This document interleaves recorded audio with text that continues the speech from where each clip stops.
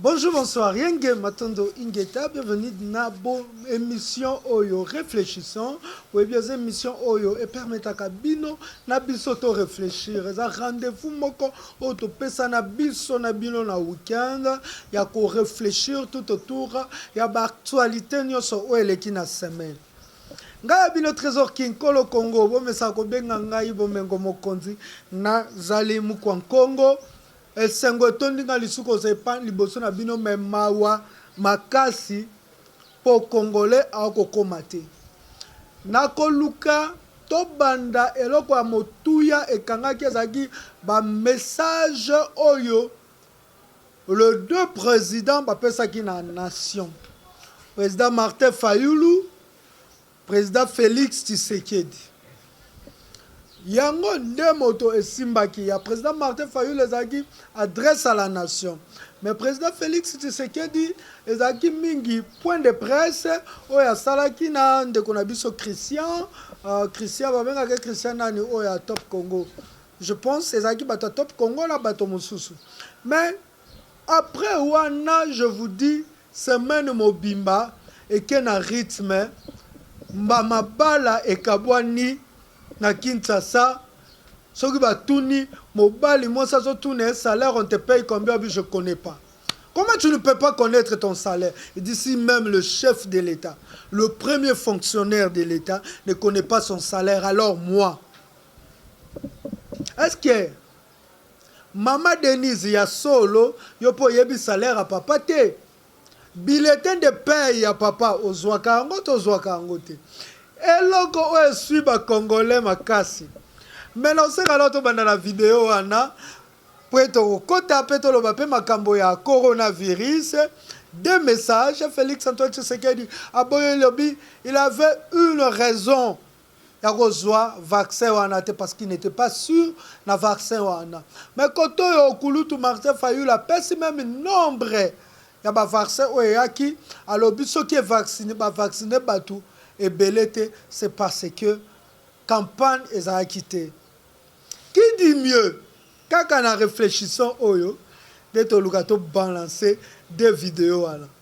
Quand on a réfléchissant oyo, to lugato yeba parce que tu es le même semaine oyo, baliwe ye lisu na présidence.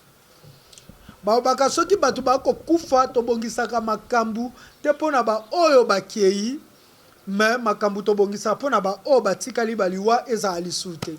Mais kaka na émission oyo toko luka to yeba à travers ba vidéo na la kisabino liwa wana nzela nango ezali to zongi lisu na kati ya plateau o to bilelo va to réfléchir wa réfléchir ça na stylo na papier azui stylo na papier wa réfléchir ça na mutu apamba wa réfléchir ça na calculatrice simba calculatrice wa réfléchir ça na livre zo livre wa réfléchir ça na maman benga mama za pembeni soki pona yo réfléchir bien faut bana baza pembeni benga bana pembeni so pe sengelo za na chambre toke na chambre toko réfléchir to bandi na likambo maye matali salaire po ezali vidéo oyo bomonaki et panzani batebele ba panzani comment un chef de l'État ne peut pas connaître son salaire pendant que toyebi ke ba fonctionnaire tout salaire na bango zaka déterminé selon budget ya mboka Congo. Un président qui ne connaît pas son salaire, ça veut dire c'est égal à un pays qui ne connaît pas son budget. Un président qui ne connaît pas son salaire égal à un pays qui ne connaît pas son budget. Un président qui ne connaît pas son salaire égal à un pays qui n'a pas de loi. Parce que nous avons une loi. Je pense que c'est l'article 89 de la Constitution. Beaucoup à Tozab, Lisouba, Namikete, Obakoko, Kosabiso, Maye Matali, Obatuna qui président de la République, salaire, yango babengakango émolument. Ezali bongo un article 89 de la Constitution. Que nous dit l'article 89 de la Constitution de la République démocratique du Congo? Et bon, on a danger ni nimboko et courir quand le président de la République dit devant le téléspectateur ou encore le Congolais, parce qu'il savait bien que les Congolais que ayebi émolument na yete oyo albenga ki na kombo ya salaire. Balobi na article 89 ya constitution balobi boye. Les émoluments et la liste civile du président de la République sont fixés par la loi des finances. Les émoluments et la liste civile du président de la République sont fixés par la loi de finances. C'est la loi de finances qui fixe l'émolument du chef de l'État. Quel est ce pays qui n'a pas la loi de finances? Quel est ce pays sans loi? Un pays qui n'a pas de loi, c'est une forêt. Ce n'est pas du tout un pays. Moto nyoso kosa makambo ndenga alingi. Tango mibeko likonzi ya mboka Congo, l'article 89, et d'écrire bien que le président Esengeli azala un émolument ou a fixé. Mais aujourd'hui, Félix Antoine Tshisekedi, après 2 mois, et 2 ans plus tôt, 5 mois, il nous dira qu'il ne connaît pas son salaire. Mibeko oyo eza respecté. Tango bango bako respecter constitution, on vous dit, vous le peuple congolais, bon respecter constitution. C'est pour ça la constitution nous dit le chef de l'État, la constitution nous dit le chef de l'État. Plus loin, il va vous dire que à cause ça la deuxième mandat, mais le deuxième mandat qui n'est pas un droit, le droit c'est quand c'est dans la loi. So les bénéfices au moto ako bénéficier na loi na mibeko na ye na loi ya mboka na. Parce que na kati ya loi nous avons le devoir et le droit. Na kati ya mibeko. Paragraphe 2 du gouvernement. Le gouvernement est composé du premier ministre non oyo etali makambo wana te tozonga ikakezaki makambo ya émolument. Un émolument du chef de l'État, un chef de l'État qui ne connaît pas son salaire, bon, est-ce que danger dans les années? Est-ce qu'il arrive déjà bon qu'il y a une douane, bon, on a un directeur de douane, un salaire, il y a $1000, mais autant bolana amer, il y a $30,000, au Prado, il y a $30,000. Il vous est déjà arrivé? Beaucoup de directeurs y a SNEL, toi y a régie des eaux, à cause du salaire y a $500, mais à cause tambola na mutuka y a $30,000. Pourquoi? C'est parce que bato baye baka salaire na bango te. Parce que ce qu'on y a salaire ya moto, dès qu'on permettre après mandat na ye, bon tout na ye, dès qu'on Félix Tshisekedi, et monument na yo obandeki ko zoza ki combien, au sombi nini pour boye ba moto ayibi to ayibite. Dans un pays que tout le monde est pierre, la loi chez les autorités ne sont pas respectées. Ils obligent maintenant à la population de respecter ces lois. Tant qu'on va dire que le patrimoine familial est déclaré pendant entrée à pouvoir. Pourquoi nous avons déclaré que non, nous avons pouvoir, après qu'Obima, la loi de finances est fixée là comme émolument à combien? Comment tu dépensais cet émolument au commune à bien boni? C'est à ce moment-là qu'on va décrire moto ayiba ki to ayiba kite. Un président qui ne connaît pas son émolument, comment il va un jour? Un président qui ne connaît pas ses émoluments, comment il va un jour koleka devant la justice pour na ko nino yibimbongo tala mbongo mboka ndeko kende IGF oza wapi? C'est le temps pour l'IGF ya kozoma loba ya ndeko Félix Tshisekedi akende ko sala sikoyo akende ko inspecter akende ko sa inspection na kati ya présidence atuna président comment ozwaka combien akende ko tuna na finance loi ya finance les émoluments du chef de l'État c'est combien et il fait quoi? Les dangers du pays. avec ça. C'est vraiment dangereux, peuple congolais, quand le président de la République ne connaît pas son salaire, s'il vous plaît. Moi, on va aventure. Et là, quoi que soulève le peuple mobimba. Et tomboka, quel lokoana. C'est parce que Congolais, l'auto, comme on en comédie, ou comme on en fantasy, c'est pour cela que vous acceptez des choses comme ça. Quel est ce pays, Oyo? Un pays démocrate, la République démocratique du Congo. Un pays dont le pouvoir était au peuple.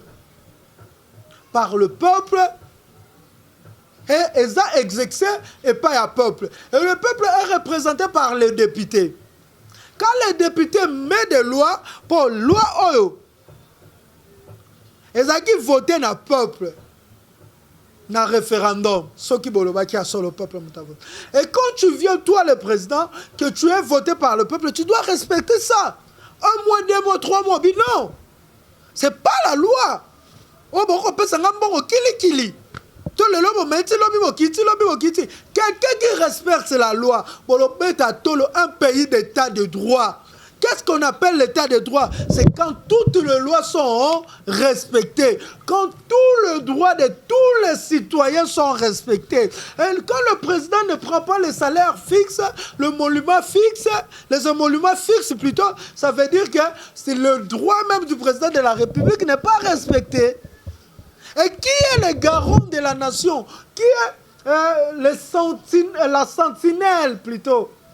Il y a la Constitution. Ce n'est pas le président de la République qui est la sentinelle de la Constitution. Moi, je dis que la Constitution est violée. Mais un président qui sort après 2 ans, 5 mois, vous dire que non, je ne connais pas mes émoluments, vous vous applaudissez. Ba communiquer il y a eu de peste. Bon, et puis ça biso lo wana pour défendre en ndenge nini. Tango Kabila koloba. Quand on n'a pas de choses fortes à dire, il faut se taire. Mais quand on loba makambu, ça veut dire, on sait que les paroles au loba sont plus fortes que le silence. Mais sinon, c'est le silence qui est fort. Quand Félix Tshisekedi osa nelo kolobate garder silence. Ce qu'on conseille biso ataka bimi. Mais comment se fait-il salaire ya Kabila et yebani mais ya Félix Tshisekedi salaire et yebanité. Toza batu. To lukato comprend. Bino batu boleka kana betando bobi Kabila zo $680,000. $680,000. To ba keze belé. Et bon on ndenge nini ya Kabila yebani ya Kabila za fixé par la loi, mais il y a Félix Tshisekedi déjà fixé par la loi du finance. Un pays, la loi des finances plutôt, un pays dont le désordre est la priorité. Un pays dont le ventriote, chacun vient dans son tour piller le Congo. Vous regardez les chers Congolais. Est-ce que quelqu'un d'autre même a une révolte? Est-ce que tous les parlementaires debout, tous les résistants, il y a pas place à résistance. Pour que soit quel côté, beauté à bas Congolais. Bon, comment nous avons eu des budgets aquarium. Budget le quoi mbis aquarium. Mbis aquarium atabola linzala. Ozawa nanda kuboliete. Boko na kwanga belé. Boko tala ka mbis aquarium boy. C'est ça le budget du Congo. On a payé ce budget comme mata, salaire va fonctionner après que ça nini et comme mata. Banda Mouzé Laurent Désiré Kabila tika salaire ya ba soldat na $100. Jusqu'aujourd'hui ma tante Aponio a fait augmenter le budget. Le premier Adolphe Mouzito a augmenté le budget, les salaires ne bougent pas. Ni salaire à ma professeur, ni salaire à ma soldat, ni salaire, mais les directeurs, bah, sont ma jeep. Est-ce que le salaire en boujaka, il y a directeur, le salaire en boujaka, quand il y a ministre, le salaire en boujaka, quand il y a député, le salaire en boujaka, quand il y a président congolais. C'est l'air, il y a tombo la mise. C'est l'ère où révolution et Sengeli et Samana Congo. Le changement des choses. Il faut que les gens arrivent à respecter la loi oyo, ba pretaka serment na yango. Comment Félix Tshisekedi n'arrive pas à respecter la Constitution dans son article 89? Oyo Sengeli émolument na ye ezala fixé selon la loi des finances.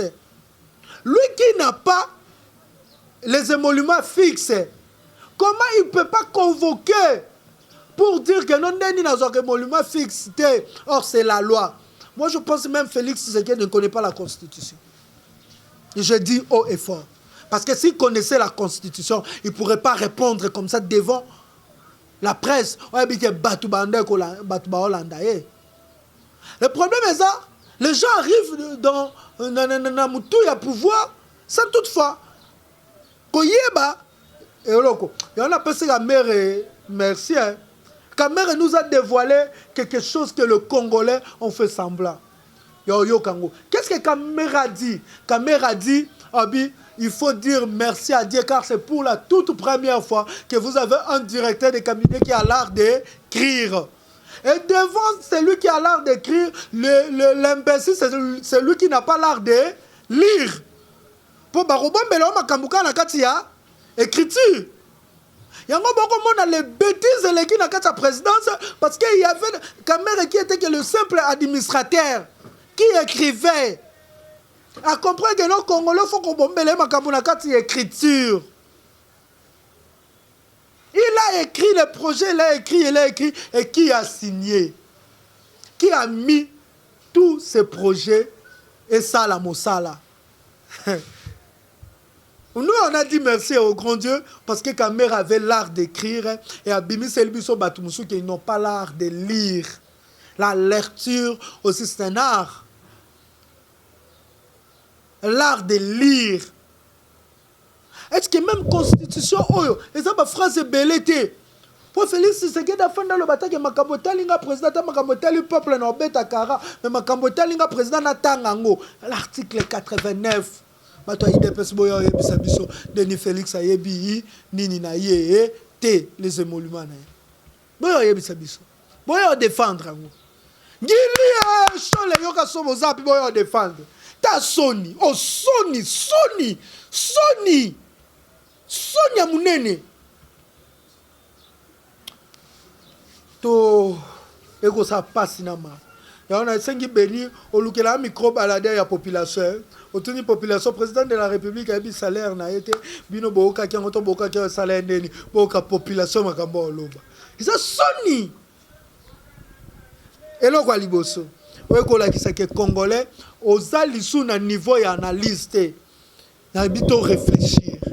Un président qui ne connaît pas ses émoluments, il dit au effort, na ebi salaire na ngate mais na ebi kezaka mukie. Mais yo yebi oto yebi neni kezaka mukie. Vraiment le Congolais, chers Congolais, dressons nos fronts longtemps courbés, débouchons nos oreilles longtemps bouchées, ouvrons nos yeux longtemps fermés, ouvrons nos bouches longtemps fermées et parlons, crions haut et fort. Quand les gens vous pillent, niveau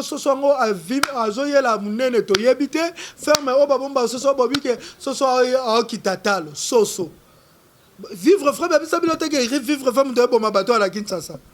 On vous donne des poisons. Là, c'est un exemple qu'on vous donne. Tolandi, makambo ya Covid, Félix Antoine Tshisekedi, nombre à Covid, les hommes mata, et salanini. Tobandi na okawana. Après to yo zo message à Martin Fayulu na makambo etali vaccin. Obenga de partout, na yo kibino. Malangi to réfléchir. Félix Tshisekedi a dit à jouer vaccin, il avait une bonne raison à jouer vaccin parce qu'il n'était pas sûr na vaccin en haut. Après qu'on fan du sabbat, il a compris que vaccin wana, les vaccins ou ebande ko causer ba dégâts.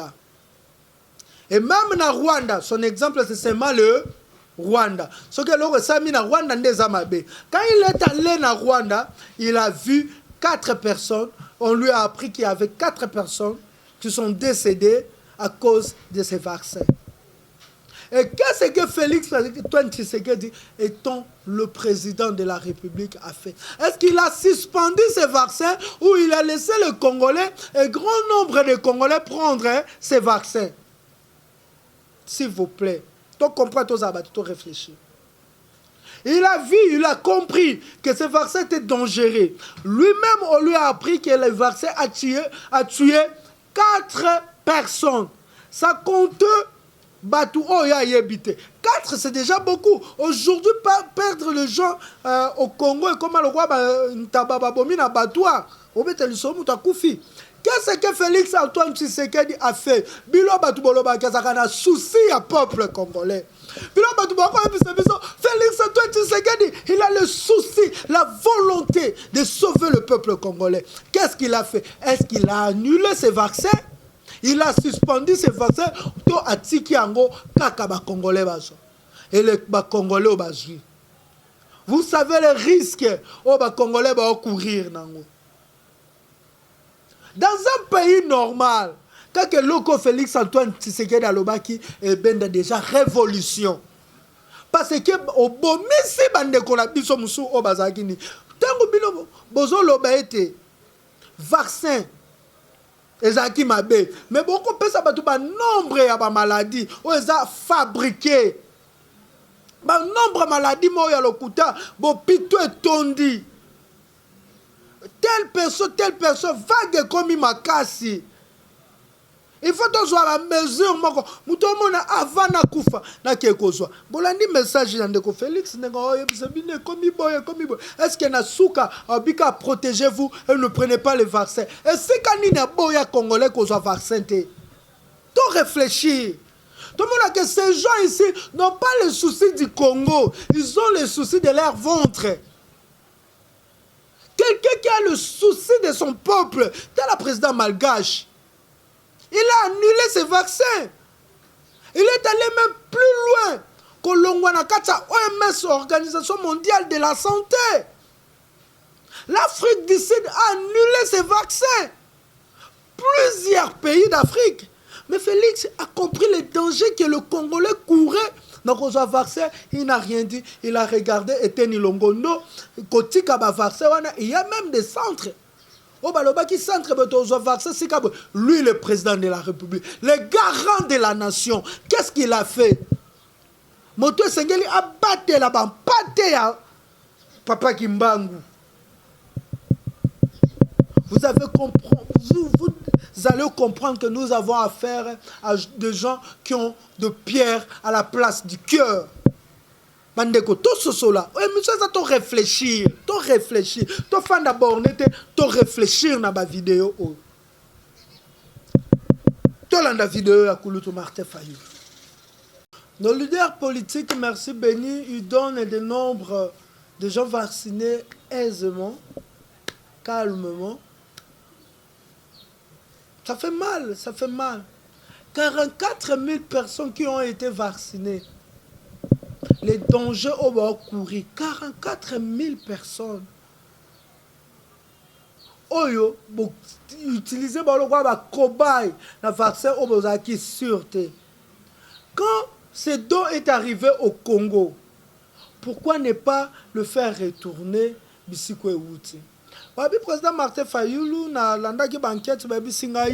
il a dit au docteur Oba qui panaye, Abiboz assure que le vaccin Oba peut s'abattre congolais, le vaccin Oba peut s'abattre dans le monde entier. Et moi je demande au président Martin Fayulu, il devrait être sûr, sûr.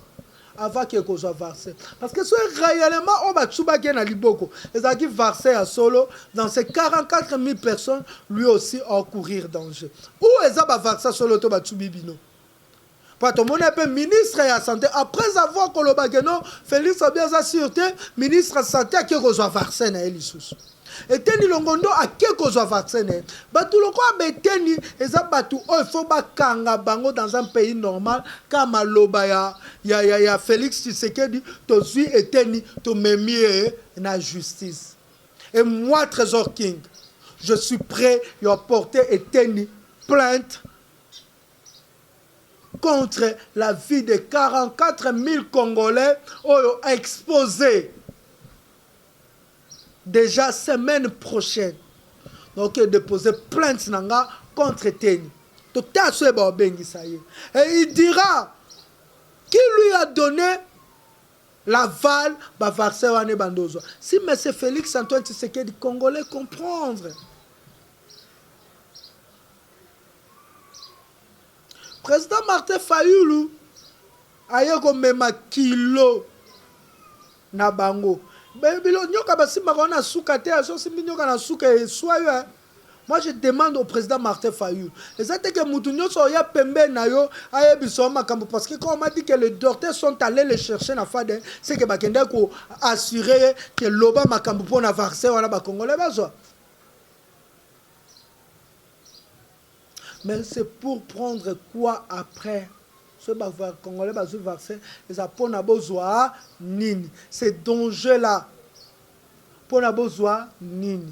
Moi, étant que Congolais, j'ai dit à nos frères Congolais, Félix Tshisekedi, Kouloutou Félix Antoine Tshisekedi, Chilombo, alobi va vaccin, monsieur Zoya na juillet. Le quoi là, oyo, a tiki ba Congolais, ba zona juillet, moutou ko no vaccin té. Moi, Trésor King, je l'ai dit. Par amour. Tout le monde a dit que le vaccin n'est pas bon. Le Félix Tshisekedi a confirmé. Mais pourquoi vous nous avons pas cru à l'époque? Et pourquoi vous nous avez pas cru? Excusez-moi. La conjuguée en dessous. Pourquoi vous nous avez pas cru à l'époque? Pourquoi nous croire en Haïti? Vous croyez qu'il bisoté tout le monde va vaccin les amis mabe le fallait Félix Antoine Tshisekedi le baké ngai na moi sina ngana bana ngato zinote tozela ya juillet pour que vous arrivez à nous croire. Bon dima makambo to lo balelo bon dima yango. Les politiciens sauvez le peuple congolais, n'exposez pas le peuple congolais car vous avez besoin de ce peuple pour être élu.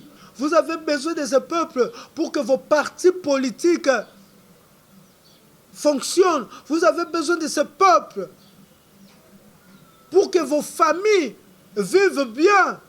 Parce que cette population a quitté, mais à ta salaire émolument à Félix Ouamoukenga Zouangote. C'est parce qu'il y a la population congolaise. Il n'y a pas le souci du peuple. Toye na makambu matali Rwanda-Uganda. La coopération Rwanda-Uganda. Crime contre les esprits au Babunda pour na sauver Congo. Mamadou Landa bango na coopération na bango. Milimo nyoso we kufa pour na défendre Congo au Bolanda bango. Pour qu'on arrive à coopérer, il faut tous assurer na biso. Le problème du Congo, ce n'est pas le problème externe, c'est interne.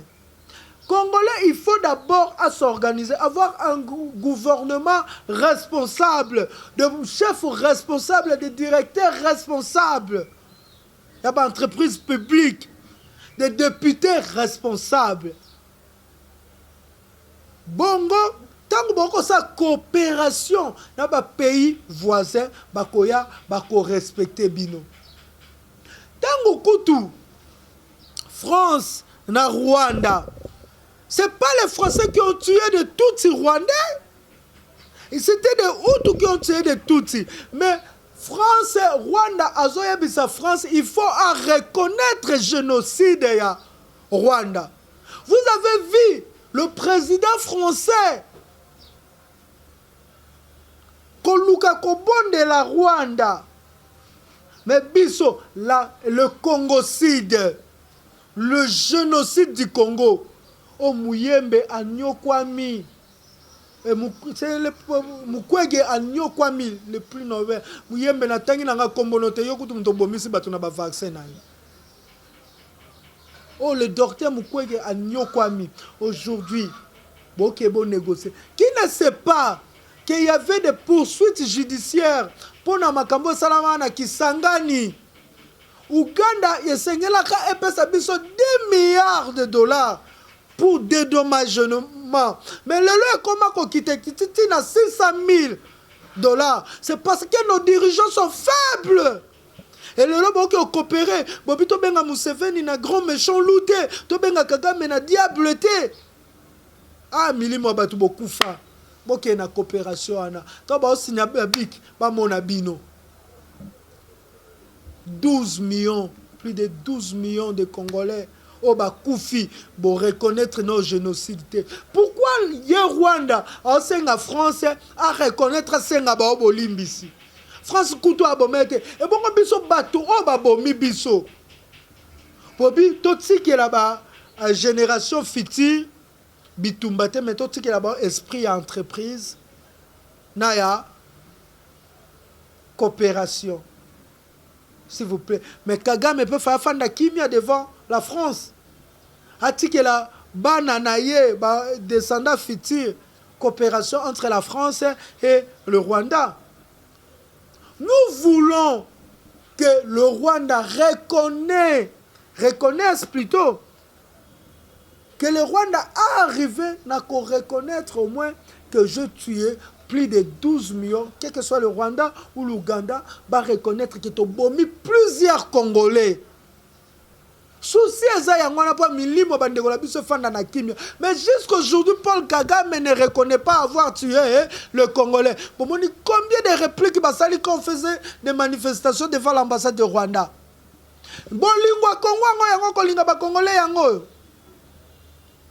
Et après, Tangu Kutu, or, et puis officiellement, Rwanda, à salade usine ya purification ya or, Rwanda, à salade usine ya traitement à coltan, soit ya cobalt, soit ya coltan, mais lelo oyo, ok, signé ma coopération. Bon, quand il m'a dit que ce coltan, ce cobalt, il y a solo les gens na Rwanda, mais Rwanda za langote. Vous savez les avantages. Biloko koyiba Kigali était le futur Singapour d'Afrique. Mais ce qu'on a beaucoup signé coopération. Félix Tshisekedi n'a retour. Congo est bénéficié na nini. Tant que nous pour apprendre le Congolais patriotisme était. Tant que nous bo tangi si bana te valeur ya Congo na ba classe. Votre tangi sa bana ba histoire ya ba pays étranger. Ba pays étranger. Botangisa bono ba histoire ya bamboka mususu au lieu botangisa ba makambo eza ya Congo to s'organiser pour surtout que coopération na pays musu ba respecter biso. Félix Antoine Tshisekedi lelo te ba génération future. Ba génération future et ko juger bino. Ba génération future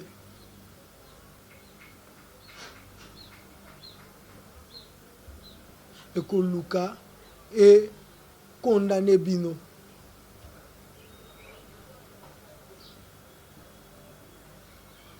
S'il vous plaît, le Congo nous appartient.